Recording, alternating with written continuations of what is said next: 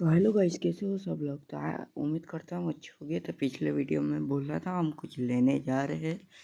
तो देखो, आज हम लेने गए हैं जीसीबी न्यू। हमारे पास ट्रैक्टर तो बहुत है, लेकिन हमने अभी न्यू जीसीबी ली है। तो दिखाते हैं आपको आगे जाके हमने कौन सी जीसीबी ली है और कौन सी नहीं। देखो शोरूम कितना बड़ा है। ये हमारे वापी में है, बलेठा में। वीडियो आगे बढ़ने से पहले लाइक करो, सब्सक्राइब करो एंड शेयर करो। तो ये है हमारी जेसीबी हम इसमें अभी बैठ के जाएंगे, घर जाएंगे। हमने एसी वाली जेसीबी लिए। लाइक करो, सब्सक्राइब करो। ये घर आ चुके हैं, ये हमारा घर है। अभी इसको गैरेज में लगा देंगे जेसीबी को। उम्मीद करता हूँ आपको व्लॉग अच्छा